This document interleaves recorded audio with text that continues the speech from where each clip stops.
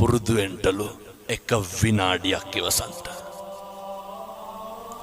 බන්ධනාගාර අධිකාරිවරයෙක් ලිපියක් ලියනවා. මරණ දඬුවමට උරුමකම් කියන හිරකාරයෝ 100ක් කරගෙන අහන්න හේතුව විදිහට මොකක්ද කියන්නේ? මහත්තයෝ එක විනාඩියක් ඉවසපු නැති එක. එක විනාඩියක් ඉවසුවා නම් මොකද වෙන්නේ?